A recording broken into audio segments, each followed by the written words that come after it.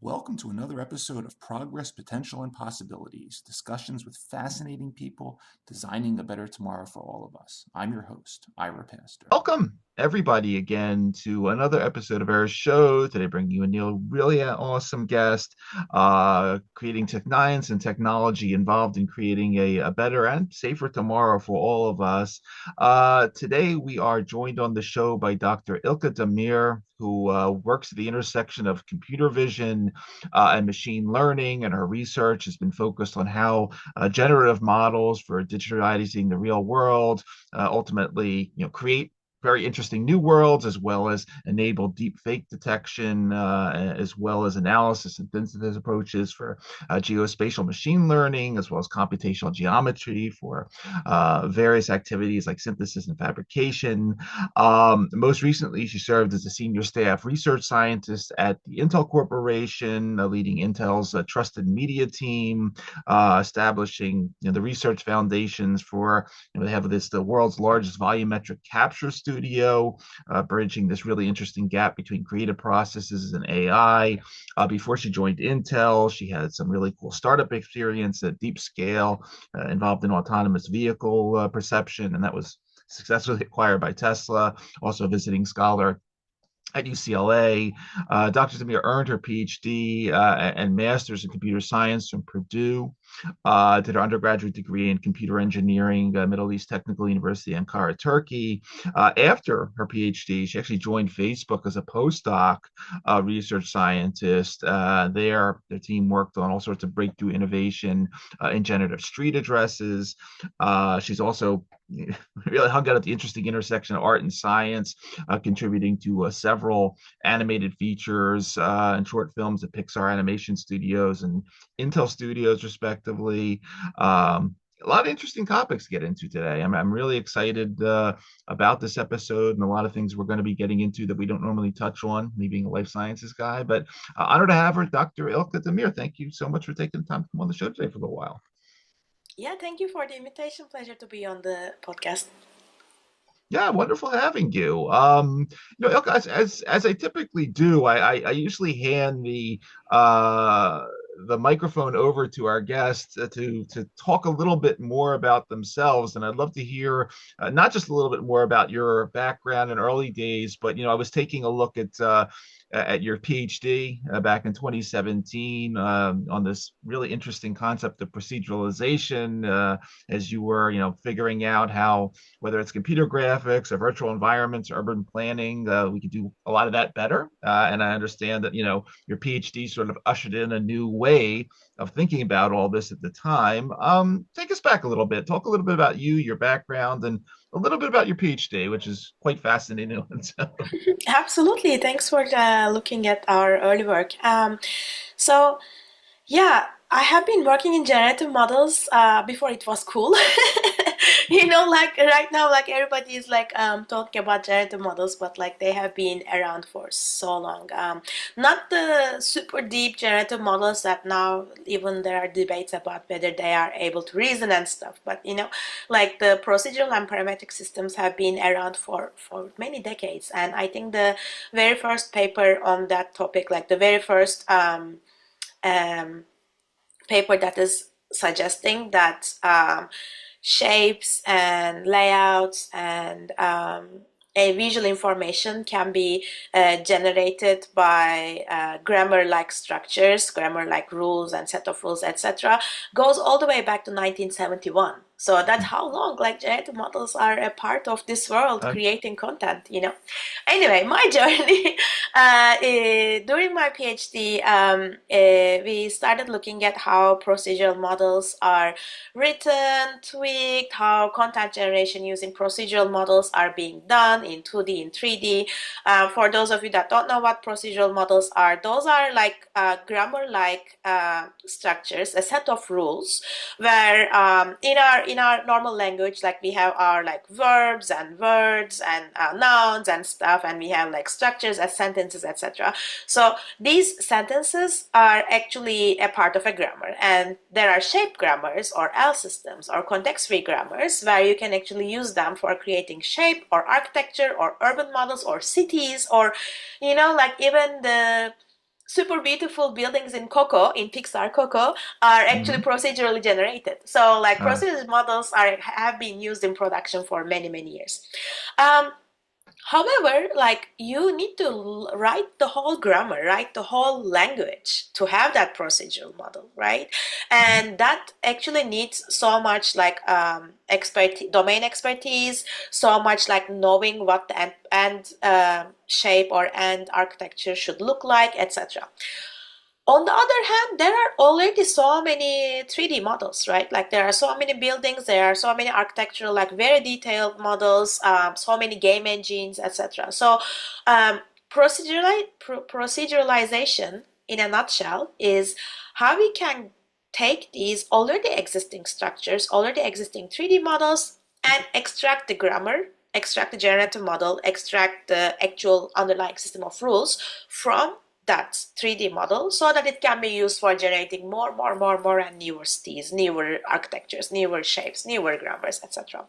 So that's basically it. It encapsulates like computer vision, machine learning, deep learning, how we can actually fit shapes, how we can understand shapes, how we can recognize shapes, how we can recognize patterns, how can we represent patterns, etc. And the best part is that a part of so there's another branch called inverse procedural modeling, and inverse procedural modeling actually takes an existing grammar, not an instance. So you know how to speak, but you don't have sentences, right? So takes an existing grammar and finds out how to create a particular sentence. So takes a reference, let's say like takes a building with 2 stories, like 1 roof, 4 windows, whatever, and understands what instance of that grammar, what sentence from that grammar can actually reconstruct that shape. Even in that case, you need to have a grammar. So the difference of proceduralization is that you don't have any instance of any grammar at all. You only have the model. So anyway, that's proceduralization. It can be used for reconstruction, editing, synthesis, fabrication, optimization, like any way that you need a compact version of a large sea of models that you want to represent, you can actually use proceduralization for that. Awesome. And just as a side note, we're a huge Disney / Pixar family, and I love Coco. So watched it a million times. My kids love it too. So, nice. Awesome work. The Wally behind me also says hi, by the way, then. Oh yeah, I love it. And we love Wally as well. No, I was going to mention that all before, but big Wally fans as well. But no, awesome. Nice. So yeah, as mentioned in your bio, after your PhD, you move on to do postdoc work at Facebook, and you're involved in several quite interesting projects there. And again, just I think they tell a really interesting story of all you've done. I think we could just chat about a couple of these. One, which this was July of 2017. It's an IEEE conference on computer vision entitled Robocodes towards generative street addresses and satellite imagery. And in this, I learned a lot from this presentation. One, that 75% of the world lacks an address. I didn't know that. Yeah. That's a bizarre number. 4 billion people, hence, are invisible technically to these maps. And again, I'll give this back to you. But the way you describe it, instead of traditional processes of using latitude and longitude information and so forth with unknown areas, you started with the satellite imagery and then using the power of your various models and topology and so forth, extracted everything basically: roads, junctions, regions, house. Really cool detail from this. And again, I'd love to hear about some of this work, because again, it speaks to the breadth of the types of things that you've had to address with your technical knowledge. Absolutely. Yeah. So, generative street addresses, again, like working with generative models before it was cool, right? Going back to the theme. So, generative street addresses is, I think, the most real world impact I have seen of any projects that I have done, because you can see what is written on the paper, but the background is actually a little bit more adventurous, I would say. So generative street address, so as you said, like 75% of the world is unmapped. I don't know how that number changed in the past 8 years, but probably not like 100% is mapped right now. Like that's not possible. So in those developing areas, what happens is that when, I don't know, Amazon is bringing your delivery or a postman is bringing your post, etc., they have this paragraph. It says like, okay, see the library, take the second right from the library, then third street on the left, and the second house on the right, etc. That whole paragraph goes as your actual address, and that is not only complicated in terms of like finding your place, but it's also complicated to register businesses, register people, register to vote, etc. So like it all gives this disconnect between online and offline, and also physical and physical. So it's like the multiple ways that it complicates things. Anyway, so of course, we can give like a latitude, longitude in the world, and that may represent you, but then you don't know where it is relative to other places in terms of like, how far is it from the downtown, or how do I go there? Is it north of the city, etc.? There's no semantics in longitude, latitude. Then we said, well, let's actually try to do in a way that is semantically more representative of how we traditionally looked at cities, how we traditionally use postal codes, for example. Right. So there is a system called London Postal Code System, and it marks the downtown of the city as a center, and then everything that is north starts with N, everything south of downtown starts with S, etc. And then the way that you get further from the downtown, the second letter increases. So if you are right south of the downtown, it is SA. Then a little bit further, SB, then SC, SD, etc. So we actually wanted to adapt that scheme to find out our regions. Now, that solves just one thing, right? And how do you actually find the downtown? How do you divide the regions? So we tried to solve all of these using computer vision, deep learning, and the generative scheme.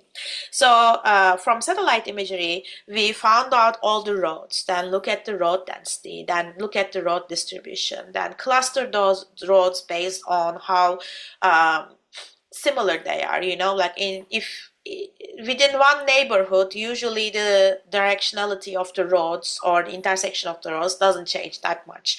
But there are like highways, for example, that are really dividing regions, etc. That's following like how typically the neighborhoods are driven in the actual world. Anyway, using those as our clustering mechanisms, we found out regions. Then within each region, we want to mimic those like avenue versus street style of New York, right? Or how we can actually find out like which road comes after which road, or like which direction, is it southbound, is it northbound, etc. So for that, we look at we cluster the roads based on the two main dimensions, and then we name them based on their proximity again. So at the end of it, you have, let's say, 11A as your house number, NA 14 Menlo Park California, US, right? So that NA14 says that, okay, you are north of the downtown, you are 14th proximity from the downtown, and it's not like serious because you cannot order them really, but it gives you an idea about how far you are. Then 11K means that you are on the road on NA14 road on 11th meter. 11 times 5 meter, and I said K, right? K is super into the, so K times 5 meter from the road, you know? So it doesn't go to K much, it's usually ABC, like house numbers. If you are like the first house, you are the A, if you are second house, you are B, etc. So it's like your house number that is based on the distance fields from the roads, etc. So this is great on theory. It is actually giving you a sense of addresses, sense of like semantic addresses, etc. But how does it work in practice? So the way I started explaining the project is this is one of the most impactful real world impact I have seen, because this is actually implemented in a suburban town in a developing country. Yeah. What I mean by implemented is that there are street signs that are actually showing these street names. There are businesses that are using these addresses as their address on their billing, on their actual like business registration. Yep. The people are actually using these as their addresses to register to vote, to register to receive posts, to like deliveries, etc. So it's really enlightening to see that what we derive on paper sees the light of the world like that, and it actually benefits people, like from the mayor of that town to the delivery guy running on the motorcycle. Everyone was actually really amazed. They gave us quantitative and qualitative evaluations about how this improved their lives, like how they represent themselves digitally and physically.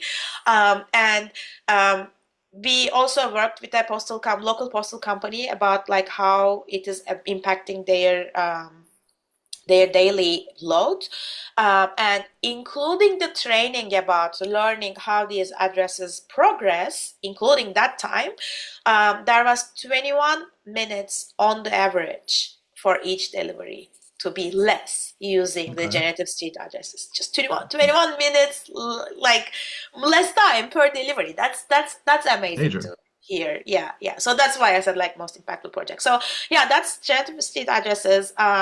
The project was like led by me, but our PI, Ramesh Raskar from MIT, my postdoc advisor, it was his dream, his vision, his like thing, like we need to solve this problem kind of approach, which was at that time like super like out of the box thinking, because we are just a research lab trying to do research, how we are actually solving real world problems. So that was a really, really good experience for the whole team.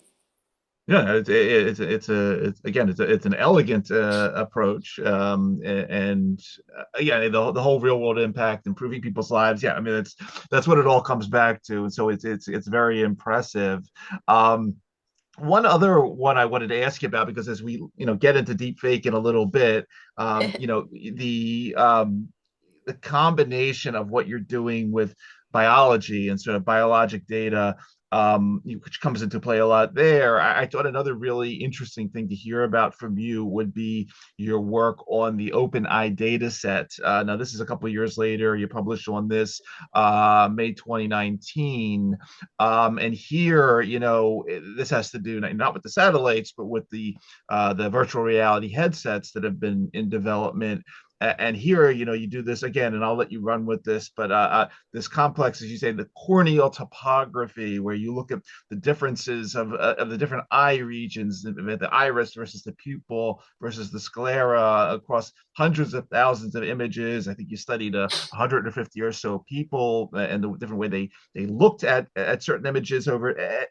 Again, another fascinating application of your work, incorporating human biology, and love to hear a little bit about this too, Ilke. Absolutely. So the main reason we did that goes back to a little bit about how I see research and how I want to establish research foundations in our community. So, as deep learning is like getting everywhere, like we need more and more data, etc. So whichever company, not just Meta, but like whichever company I worked in, I always wanted to um, make everything that we do public so that everyone can use them, like make it open source, make our data public, share like our annotations, etc. So at that time, at Facebook, like we were working on deep learning on satellite imagery, deep learning on human understanding, deep learning on eyes, deep learning, like how we can actually build different models for different types of data, right? So when we were working on eye data and maybe like sequential eye data, 2D and 3D tracking points, or 2D eye data, which is like what you just mentioned, like about like the visuals of the eyes and like topology of the eye, 3D data of the eye, etc.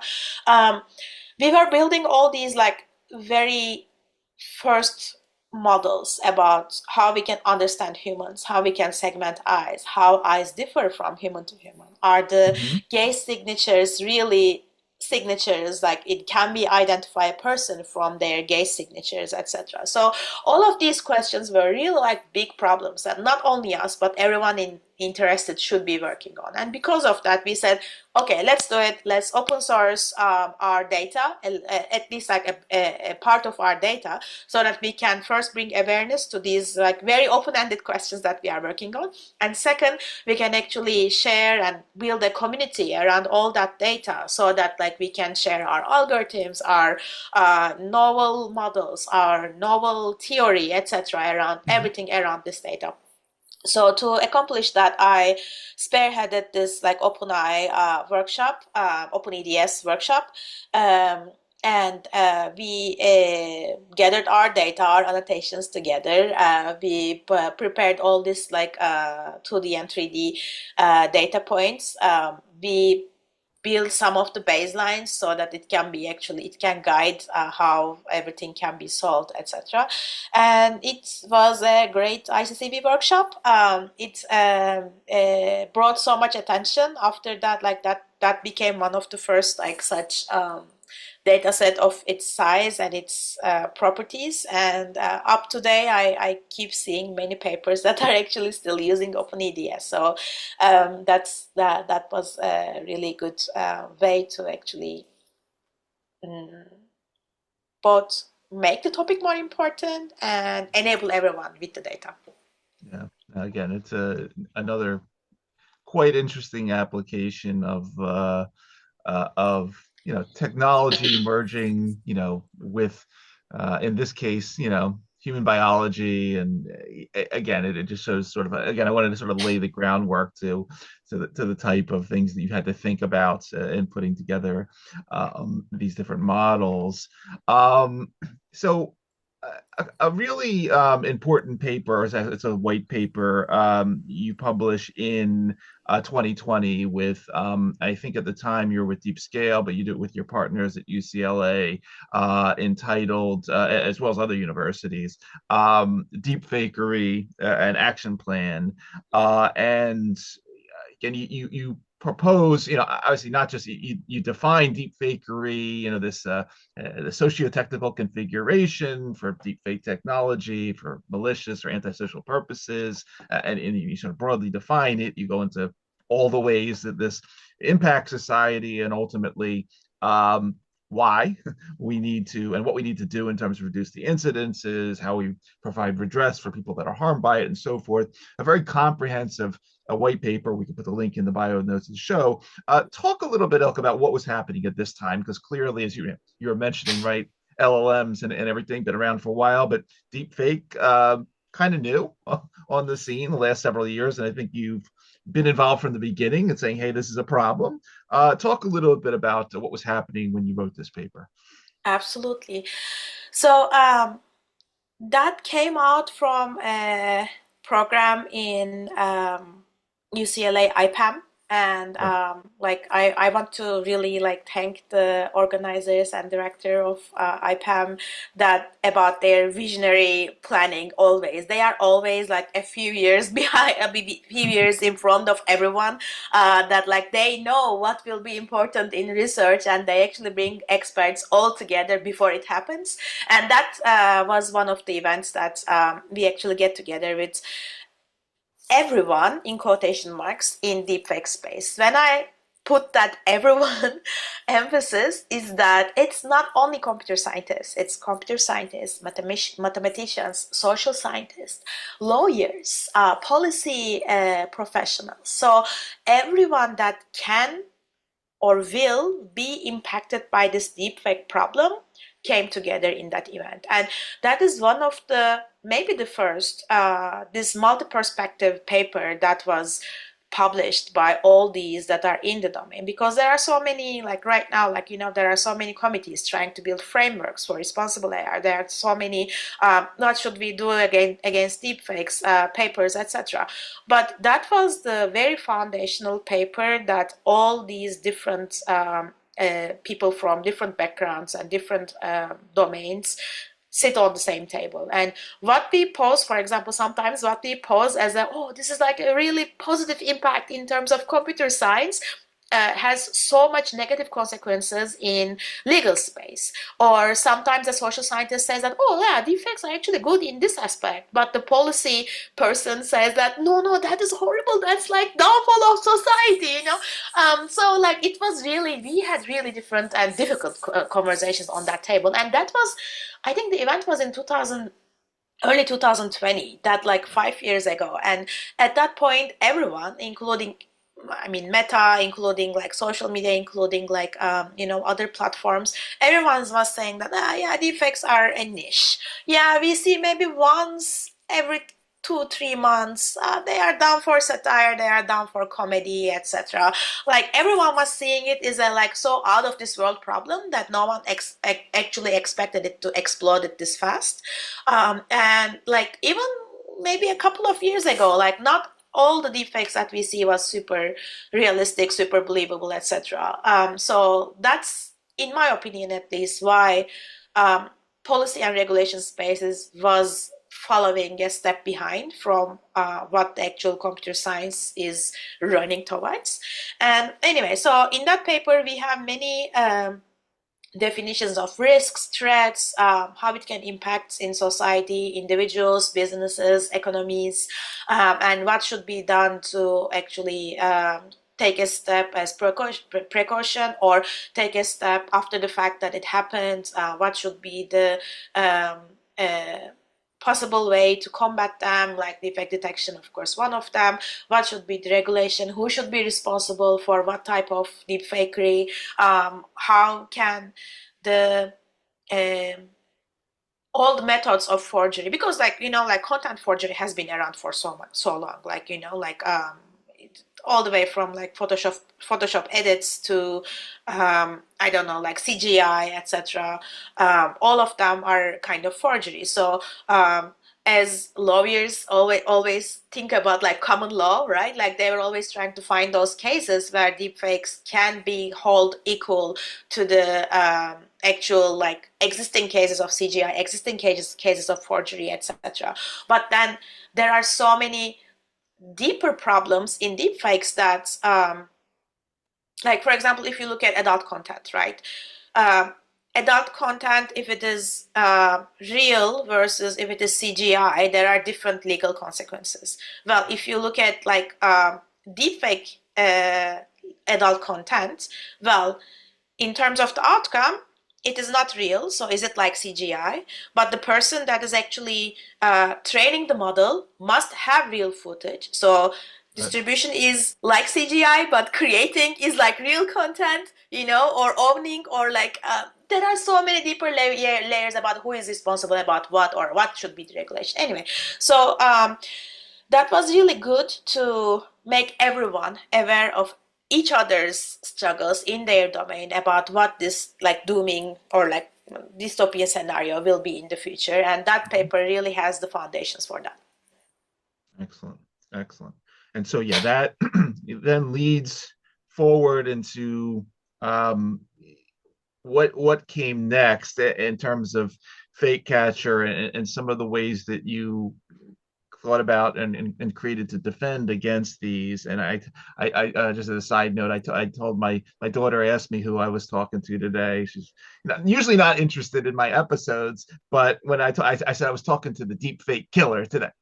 So she got really excited because the deep fakes make her angry. And so yeah, I mean, there are you published several papers following the white paper on various technologies, one being known as fake catcher, where, and again, I'll let you go with this, and I apologize if I skewer this, but this principle that there's in normal, I'm talking to you here, there's tons of biological signals, and this is where I love the connection here to biology, in my face.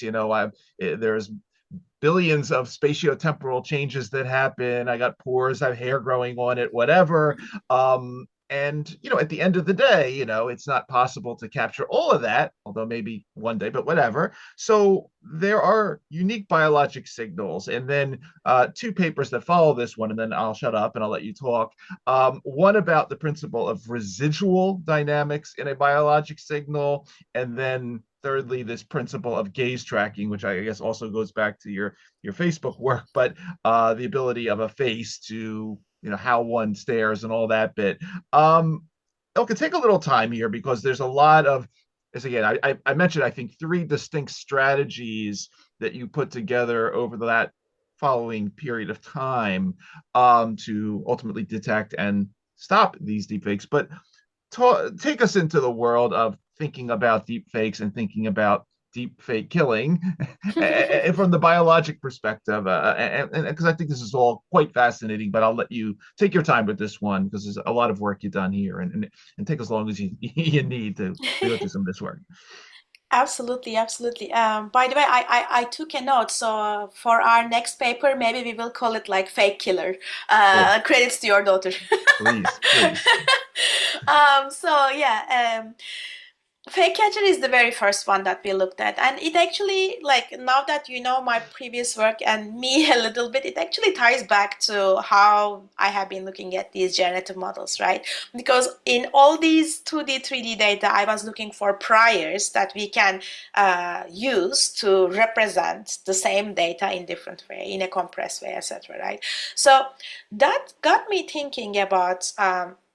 Well, deepfakes are also the output of a generative process, right? So there should be some priors in it that we can still find as representative as the real world data. So what can they be, right? And at that time, I saw this paper from MIT that was looking for blood flow signals for patient monitoring, for like remote medical applications, etc. So that signal is called photophotoplethysmography, PPG for short, and remote. I know. I think at this point I have said it like almost every day in my life for the past 5 years. So now I can say photophotoplethysmography for forever. Anyway, so PPG for short. Those PPG signals are very similar to what you have in Apple Watch, right? Like Apple Watch shoots that sensor into your skin and tries to understand your blood flow, right? Your heart rate. So PPG is like that, but from video, not from like physical devices. So that's like remote PPG. So it looks at the color changes on your skin. So when your heart pumps blood, it goes to your veins, and your veins change color based on the blood flow. And that color change is not visible to our eyes. I cannot just try to look at your skin and understand your blood flow, but it's computationally visible, and it's called PPG, as I said.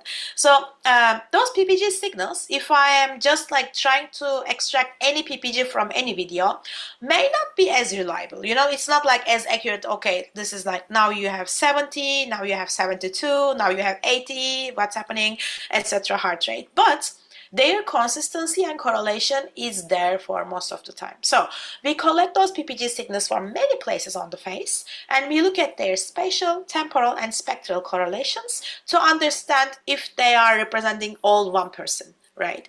If it's a fake video, then it's everywhere. It's like you have multiple hearts on multiple places on your face. Those signals do not like follow like regular heart rates, etc. So on top of those PPG signals, we also train a small neural network so that we can be a bit more robust to occlusion changes, illumination changes, compression changes, etc., so that we make it a little bit more clever. And that's basically fake catcher. So after fake catcher, we thought about what other priors can there be in the data, because at that point, like especially when we first published fake catcher, everyone was trying to understand what is wrong with fakes, like what are the artifacts on fake videos.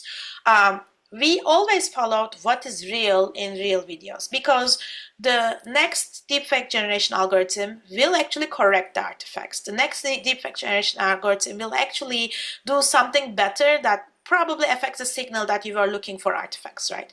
But if you keep looking for authenticity, yes, it can be mimicked a bit better, but still there's it's not possible to 100% replicate that signal most of the time, not for all signals, but most of the time for biological signals. So the second thing that we look at was, can we actually look at the projection of these biological signals into the deepfake generation manifold so that we understand which model created which deepfake? Because at that point we had multiple models, right? Like we have deepfakes, we have face swap, we have face-to-face, we have face shifter, like many different deepfaking algorithms. And if we know which algorithm created a particular deepfake video, then we can actually have a little bit backward provenance. We can actually, tie the connection. Oh, this is coming from this team, etc., this group of people, this algorithm, and we can be more defensive. So that was the second thing that we looked at using PPG. Then we looked at other signals, as you said. So one of the first papers, also tying back to my eye tracking background, is that can we actually use eyes and gazes to understand whether a video is real or fake? And at that time, the answer was yes. So we looked I think we had 11 eye features at that point. The main one is gaze consistency. So, when humans look at the point, our gazes converge on that point. Even if that point is very far, our gazes are coplanar. But for deepfakes, they are like everywhere. They are like googly eyes. Those shooting gazes everywhere. And it may not be as visible to you, but like when you really look at the data, it's like shaking, there's noise in the gazes, etc. We combine that with the color consistency of the eyes, area consistency of the eyes. Then we do it for 3 layers, for eye, for pupil, for the iris. And we create these like gaze signatures that is representative of the gaze movement, gaze color, gaze spectra, etc.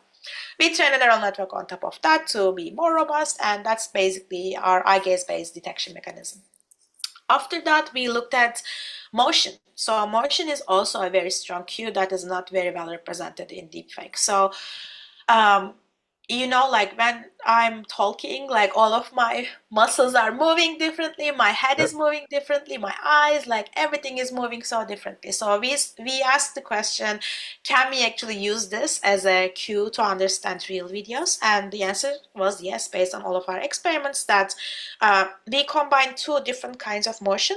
The first is the phase-based motion, that is more like looking at like temporal filters, filter banks, etc., to understand where motion is happening, how the motion is propagating, etc. Then we have the deep motion magnification algorithm that is a little bit more robust, and that can actually find and magnify very little like frequency motion to very big visible ones. So we connect these 2 from any video, and then we train a neural network on top of those dual motion representation to understand whether something is real or fake. So that was another one. Then we looked at many things, but I'm just like explaining the most different things, I believe. So we looked at how that motion actually correlates with our voice. So, when I'm like moving my head like that and talking, you will hear some weird things that like there is something in that voice, right? Yep. Doesn't need to be like the microphone is tangible, microphone can be static, but like still my motion and my audio are correlated. So we actually represented that with different audio banks and motion filters, and we looked at their correlation, and that multimodal representation actually really helped us find multimodal deepfakes. What I mean by multimodal deepfakes is that either both the video and the audio are fake or one of them are fake, right? Okay. Like maybe I am like this, I'm actually talking, visually nothing is changing, but my voice is not my voice, but something else, or vice versa, right? Like it is actually my voice but used with your video, so does it actually correlate? Like maybe your video is generated with my voice, etc. So we actually looked at all of these, and it gave us like really promising results for multimodal defect detection. We have many things cooking still. We have many other approaches to find deepfakes, and we are publishing actively in that area. We still have the same fundamental look on this issue about how we can find real authenticity clues in real videos so that fakes are more apparent. And one maybe future looking thought in that domain is if anyone is like excited to jump in that domain, the more generative models get better, it's better in terms of photorealism. But that photorealism is very much driven by the data out there, and the data out there is mostly driven by our beauty standards. So the most perfect skin, the most the best ratios, the most beautiful version of ourselves. Like no one is like waking up and like taking that super like that photo of themselves and putting it on Instagram, So because of that, those deepfake generators are converging to a utopian version of beauty of faces of people, but the actual realness, the actual signals, the actual authenticity is hidden in imperfections. So the better that they get in photorealism, the worse that they get at representing and reconstructing those human signals, those authenticity signals. So just keep that in mind for future research.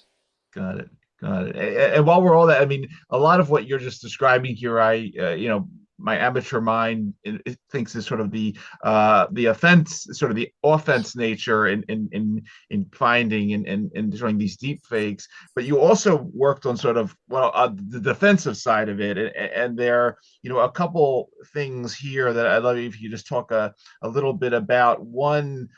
This was actually a recent conference paper in January entitled Black Box Adversarial Face Transformation Network. And then there was a previous one. This was a conference on computer vision and pattern recognition where you have My Body, My Choice, Human-Centric Full Body Anonymization. Basically, various tools for defending, because obviously a lot of us have our lives, not all of us, but a lot of our lives are out in social media and all these different platforms. And it seems like, in addition to the offensive technologies, you're looking at ways to say, hey, let's also defend all of, those 5 trillion images that are out there via some really interesting tools. And if I could talk about that side of it, well, these are equally cool. Absolutely, absolutely. So yeah, one way is to find with detection about something is real or fake. But even before that, if it is not someone else's content but your own content, what control you have on your own content, right? So if your cousin is putting a photo of you to Facebook but you don't want to be in it, what happens, right? Because even if you untag yourself, your face keeps on living there. Like anyone that's opening their profile, they will see you, but maybe you don't want to be there. So our very first attempt on that privacy preservation or protection is called My Face, My Choice. And the idea is very simple. So if you don't want to be in a photo, we find the most dissimilar face to your face in a face manifold. and then we actually create a deep fake of you with the most dissimilar face, while we preserve the expression, the look, the gaze, the smile, whatever you have there, but your identity is not there. So no one that is looking from the outside will know that you existed in that photo, but they will also not know that that photo was edited. So they cannot like trace the original or something like that. Right. So we post this as like on a hypothetical social media platform, based on some access rights. We can actually make people see different things. So if it is your cousin, they will still see the original photo they uploaded because you allow them to see their own photo. But if it is a stranger that none of you know, maybe all of you are deepfaked and it's just a photo without any identity information associated to it. Or maybe if it is your very good friend and you are okay with seeing you, but it's not a good friend of your cousin is deepfaked, you are not deepfaked, like all these combinations and different views of the same photo are possible. So that was my face, my choice. Then this was a privacy protection for everything, right? Because whoever is looking at this photo, human or machine, they will say that it's not you, your identity is not there. Now, the black box adversarial attack on face transformation is an adversarial attack on machine recognition approach. So we don't want you to automatically be tagged that you are you, basically. And there are many algorithms around there. Like Facebook has that. Other social media platforms has that. Clearview AI does that. So any photo that goes online automatically can be tagged with your identity information.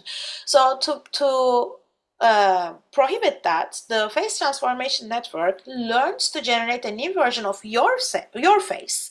It's not someone else, it's not deepfaked, but your face is transformed in a way that it actually tricks those face recognition algorithms to think that it is not you anymore.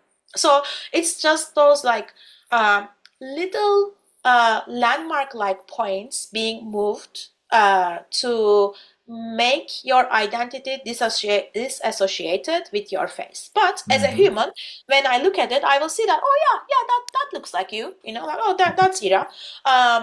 But the machines will say, oh, I have no idea what this is. Or if there's a reference, like, I don't know, if if the target is given to the transformation network, that maybe the target is Brad Pitt, your face is deformed, hopefully not significantly visibly, but visibly in terms of machine perception, that the ID associated with that face will become Brad Pitt when not you.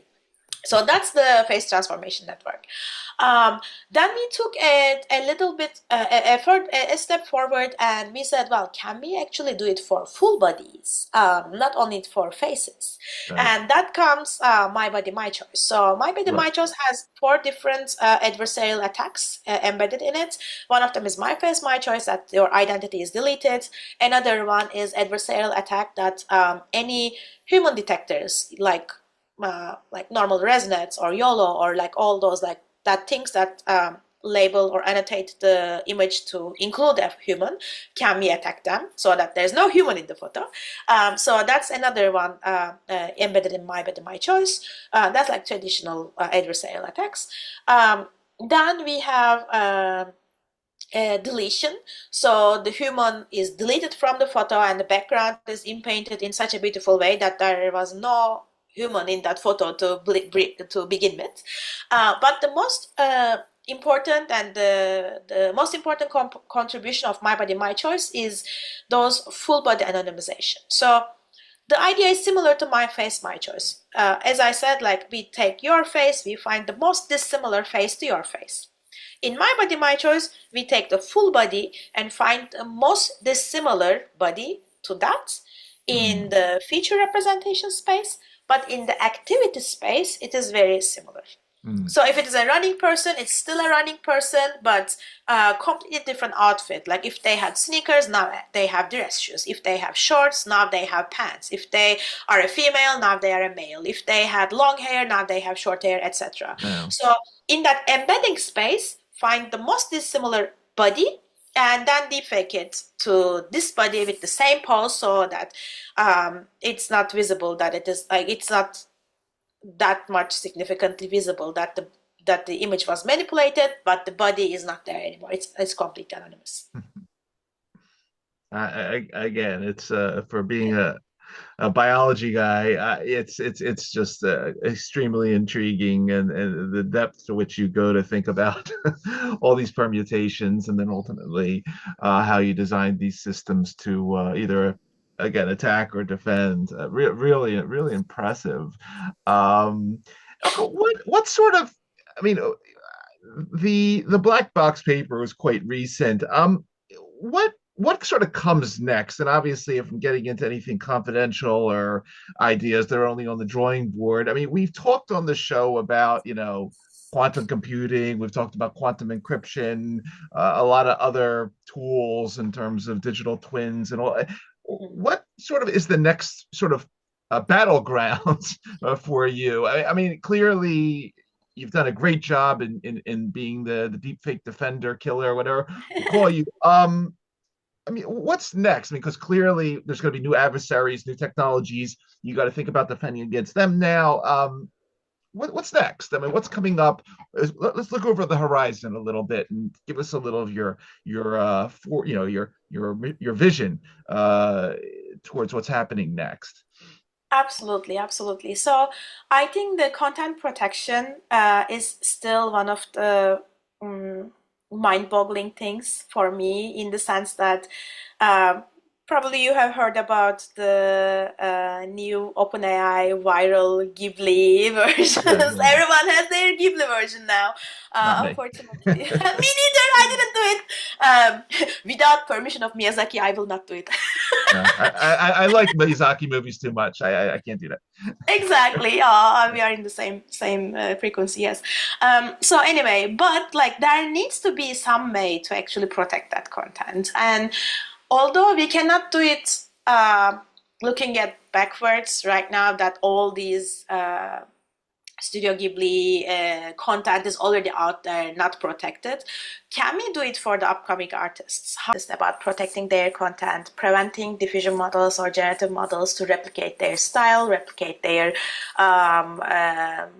uniqueness, their identity, So as it is published, one thing that we did is My Art, My Choice, which is basically an adversarial attack on diffusion models so that the content is not replicated.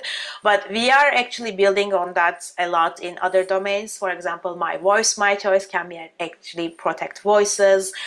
We have other ways that we want to really protect. And it's not only about protection, but it's also going to provenance, because as everyone can generate everything right now, ownership is becoming a more important issue. That's like an AI model creating something doesn't mean that you own it, doesn't mean that you created it, doesn't mean that your heart and soul is in it, and not only in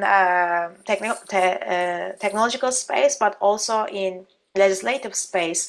There is like one existing case that someone tried 600 different iterations of a prompt to create a image, create a visual, and then they tried to copyright it, and they couldn't copyright it because the court actually said that, well, if you want that, however times you try to different prompts, doesn't matter, you didn't create it, it's not your work. Like you cannot copyright your prompt, basically, even if you did it like 600 iterations or whatever.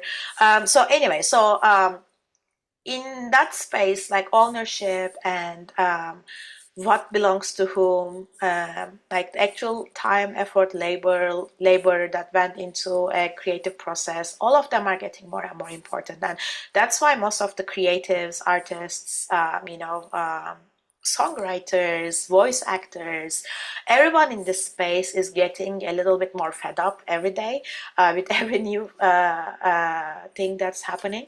And we, of course, in an ideal scenario, people's morals should stop them, but that has never been the case historically. Then policies and laws, can they stop bad actors, etc. So we see it as our purpose that how can we technologically stop that, right?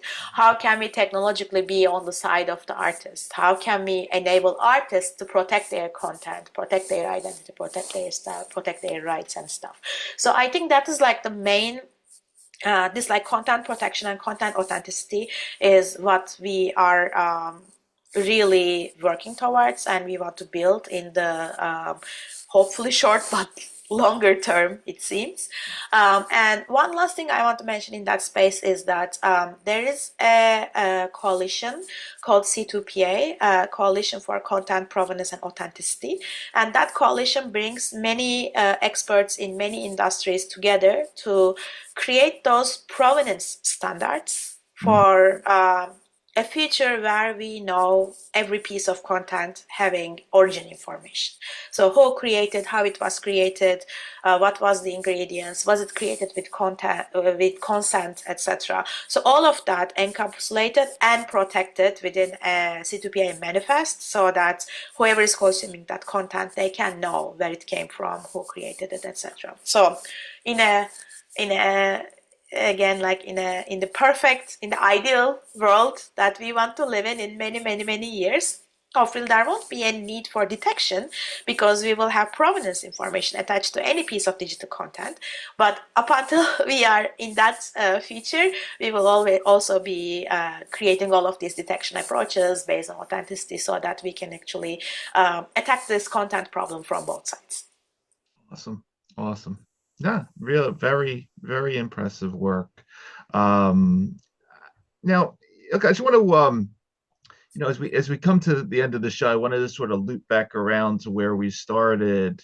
I love just, again, taking a look at our guest backgrounds and sort of the other things they've been involved in, and there were a couple interesting things that stood out when I was reading about you. Well, one, back at Middle East Technical University, you were in the Science Fiction and Fantasy Society, which clearly, obviously leads to you doing things like, creating the worlds of Wally and Coco. I'm just interested, do you still read a lot of science fiction? Are you still any cool books that you're reading now that you recommend? And then the other thing, at Purdue, aside from the Turkish Student Society and science programs, you were in the salsa club, and yes. I mean, I take my hat on to all salsa dancers, but I saw it, I was like, is salsa dancing, is that something that is popular in Turkish culture? I wasn't sure. I was gonna, wow, that's interesting. I thought I'd ask you about that as well. Right, yeah.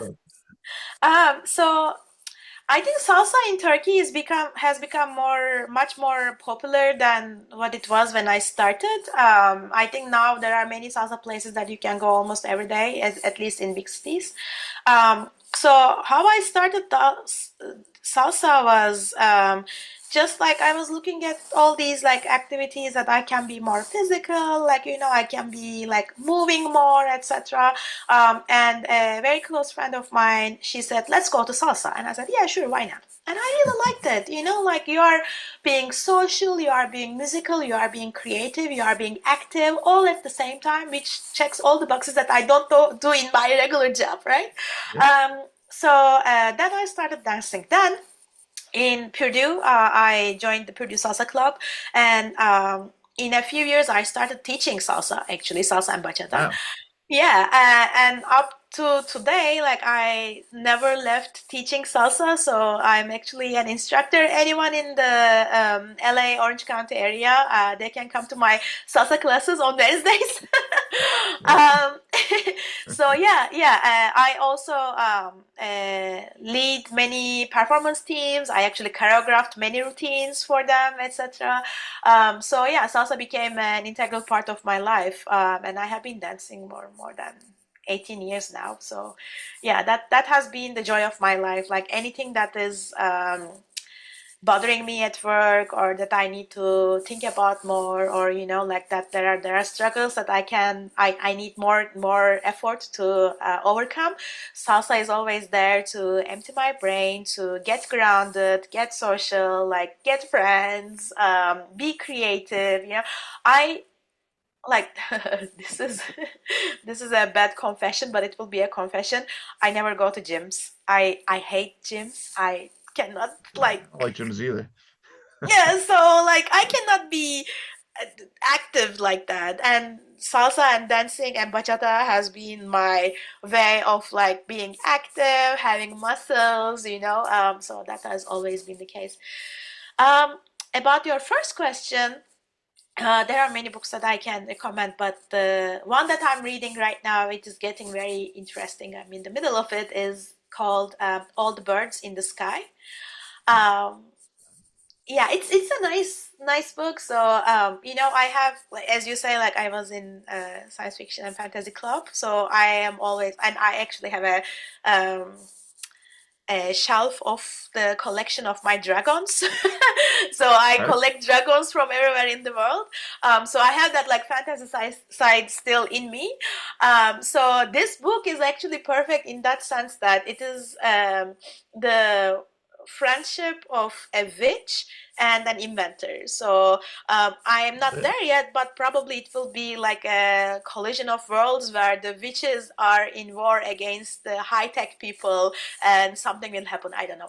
I'm in the middle of it, but it's getting very interesting. So recommend it for now. Yeah, no, I love it. I'm a huge comic book fan still to this day. So Nice. some of the greatest ideas I I ever had came out of comic books and science fiction movies myself. So, but no, that's again, I just wanted to bring that up because I think it sort of rounds off your story Exactly. perfectly. I And don't want to cut you, but like there is also it's written in, maybe I can read it from there. It's written sure, in the very first page of my web, very first, like at the top of my web page. Let me read it and not quote it.